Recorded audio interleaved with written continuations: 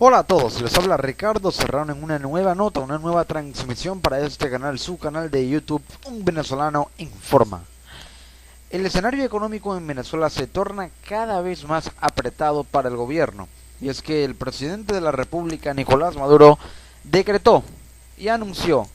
el refinanciamiento y la reestructuración de la deuda externa de Venezuela. En este contexto, son muchos los escenarios que se proyectan para la economía venezolana en un contexto hiperinflacionario que ya acumula un 50,6% mensual según la firma econométrica, y también una devaluación del bolívar en los últimos 4 años de más del 5.000% frente al dólar, aunado a una contracción de entre 7 y 12% del Producto Interno Bruto entre el año pasado y el cierre de este año, y se podría proyectar en un 8% o menos 8% para el año que viene. En medio de todos estos factores y con una deuda externa de más de 100.000 millones de dólares, el gobierno venezolano ha decidido decretar el refinanciamiento y la reestructuración de esa deuda. El presidente Nicolás Maduro anunció el refinanciamiento y la reestructuración de los pagos externos de Venezuela. Maduro designó al vicepresidente ejecutivo de la República, Tarek El Aissami, como el líder y el jefe de una nueva comisión que se va a encargar de reestructurar esos pagos, es decir, de negociar los tramos de deuda que tiene pendiente el gobierno con los acreedores para que puedan reestructurarse y refinanciarse. Esto quiere decir que los montos de esas deudas podrán ser modificados con tendencia hacia la baja para que pueda entonces Venezuela, el Estado venezolano, saldar esas deudas a cuotas variables con cómodos pagos y cómodos plazos y a tasas de interés con tendencia variable. Es decir, con un conjunto de factores acomodaticios que benefician y le hacen más fácil el pago de la deuda al gobierno venezolano. También informó Maduro que se cancelaría para el 3 de noviembre, el viernes 3 de noviembre, un total de 1.121 millones de dólares del bono PDVSA 2027, cuando ya se había hecho efectivo el pago del bono PDVSA 2020 en la cuenta corriente de los acreedores de JP Morgan, que es el banco de inversión, banco financiero que oxigena la cartera de créditos de PDVSA, es decir, que le compra deuda a PDVSA. Pero además, Maduro indicó que la intención del gobierno nacional es, y cito, seguir cumpliendo con los compromisos internacionales, y solicitó el cese de la llamada persecución financiera contra Venezuela. Pero aseguró también que le ha tocado cancelar un total de 71.700 millones de dólares en compromisos internacionales durante los últimos 4 años, y le atribuye esta situación financiera de deuda de Venezuela al Departamento de Estado de los Estados Unidos. Pero a pesar de un escenario en el que Venezuela ha ido pagando progresivamente, la firma de inversión Torino Capital en un informe proyecta y estima que es poco probable que PDVSA caiga en default. Los días pasan y la estatal Petróleos de Venezuela tuvo que pagar unos 1.121 millones de dólares como parte del segundo tramo de la deuda que contrajo al vender su bono PDVSA 2020. El 27 de octubre PDVSA canceló el primer tramo de 985 millones de dólares. Sin embargo, hasta el cierre de esta edición, esa transferencia no se había hecho efectiva en la cuenta corriente de los tenedores de bonos que oxigenan la cartera de créditos de la estatal. Ese pago se hizo efectivo, pero también se conoció que a pesar de las aparentes dificultades que el gobierno ha tenido para honrar sus compromisos financieros, es poco probable un default, es decir, un cese de pagos, para el bono de PDVSA, según así lo señala la firma financiera Torino Capital. No tendría sentido para el gobierno haber hecho el pago del PDVSA 2020 si no tuviese la intención de hacer el pago del PDVSA 2017, es decir, que no habría pagado un tramo de la deuda o un bono, una deuda de un bono, sin tener la previsión de poder manejar fondos en cuenta propia, en cuenta corriente, para saldar el pago próximo. Por ello, Torino Capital estima que es poco probable un default, que es una suspensión, insolvencia o cesación de pagos para el bono o cualquier otra obligación de PDVSA. Esto lo proyectó en un informe un informe semanal que publica constantemente la firma Tonino Capital. Y es que la alta gerencia de la compañía petrolera venezolana calmó las aguas al informar el viernes pasado que ya había iniciado la transferencia de los fondos correspondientes al pago principal del bono PDVSA 8.5% 2020,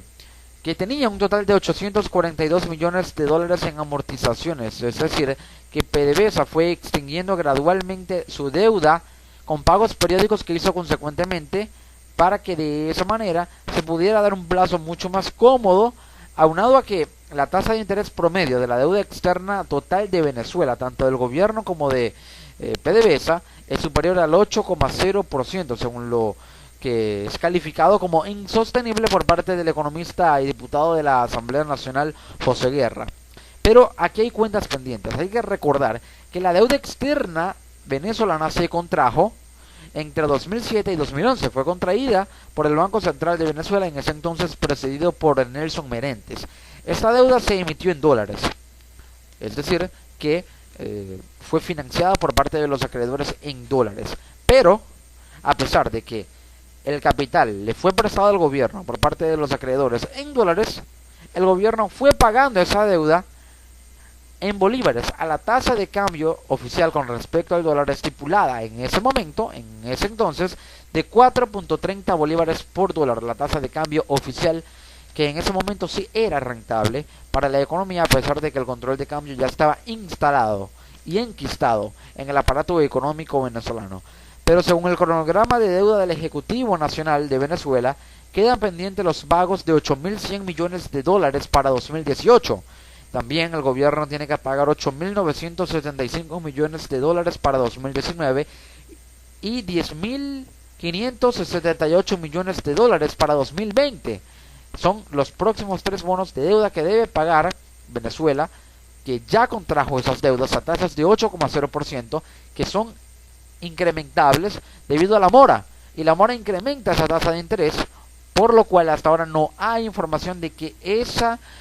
deuda o ese conjunto de tramos de deuda, de segmentos de la deuda, puedan irse progresivamente amortizando. Pero aquí hay un escenario macroeconómico que hay que destacar. Entre 1999 y 2016,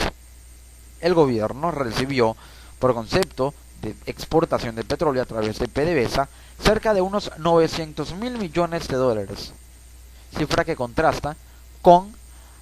otro monto que está estipulado que recibió desde la bonanza petrolera al llegar Hugo Chávez al poder, 1.000.000 de millones de dólares.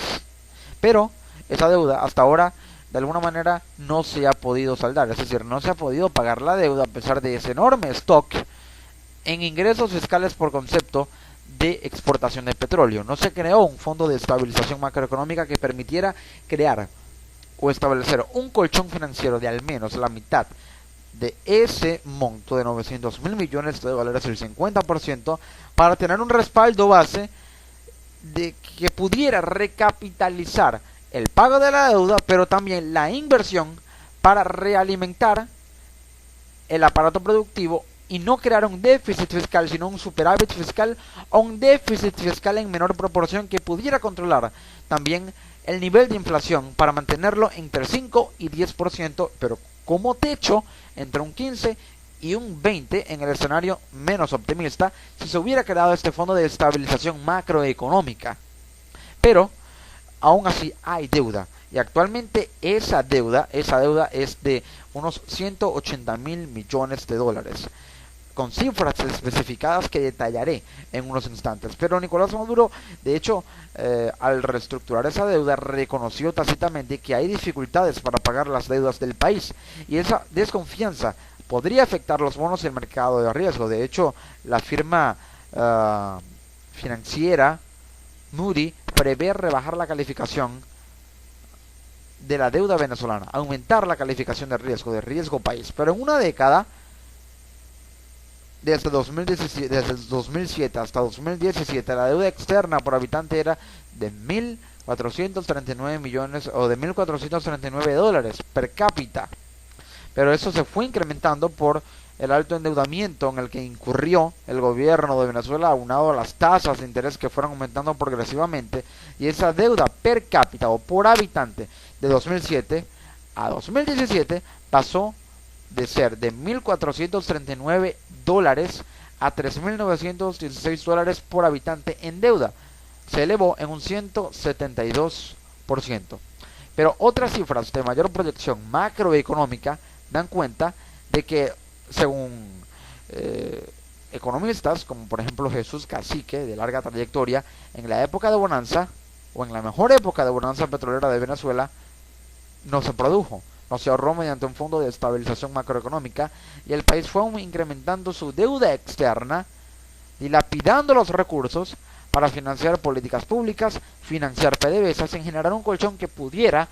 mantener un respaldo para recapitalizar tanto la estatal como las arcas del Estado, para no caer en un déficit fiscal que ha generado la caída del Producto Interno Bruto en un 12% aproximadamente, entre 8 y 12, y una inflación que ha sido causada por el financiamiento del déficit del gobierno por parte del OSB, con la creación de bolívares inorgánicos que no tienen respaldo en una oferta amplia y una masa monetaria que va mucho más allá, es mucho mayor a la oferta de bienes y servicios en la economía. No se generan estímulos fiscales y por lo tanto hay una descompensación entre oferta y demanda, aunado al factor masa monetaria o dinero en circulación. Pero si en 2006 la deuda era de unos 20.000 millones de dólares, llegó a ser entre 2002 y 2013 en su pico más alto en ese momento de 130.362 millones de dólares. Pero en 2015 bajó a 120.000 millones. En 2017 ya se ubica entre 160.000 y 180.000 millones de dólares, es decir, que volvió a repuntar. Un escenario completamente contraproducente que hace que aún así el gobierno haya reestructurado y refinanciado esa deuda. Una deuda que de hecho ha sido cancelada mediante el recorte de importaciones, aproximadamente en un 30 o 40%, importaciones de alimentos y medicinas provenientes de México, China, Rusia, para saldar esos pagos, lo cual ha afectado la distribución de alimentos y de medicinas en el país, hasta el punto de que la escasez de medicinas ya se sitúa en un 90%, y la poca oferta de alimentos, lo cual incrementa su costo y su carestía, han generado, por supuesto, una situación de completa descompensación de oferta en la economía venezolana, que, según afirman los propios expertos, los economistas, ha ocasionado una situación de completa distorsión fiscal, de completa distorsión comercial, que ha repercutido en el aparato productivo. Estas son las consecuencias de la reestructuración de la deuda venezolana, de la deuda pública, que debe pasar por la aprobación de la Asamblea Nacional, pero ser reestructurada, al ser refinanciada, ha ocasionado que el gobierno reconozca tácitamente su capacidad muy baja, su incapacidad para mantener los pagos lineales, pero a su vez manteniendo sana la economía del país. Eso incrementa el riesgo país, incrementa el riesgo de la inversión para comprar la deuda venezolana, y hace que los mercados se cierren y se muestren o se tornen herméticos frente a la compra de deuda venezolana para seguir financiando a un Estado que se mantiene de alguna manera sostenido por la estatal petrolera, que aún todavía le provee de recursos para poder de alguna manera seguir financiando política y económicamente la cúpula de poder del llamado régimen de Maduro.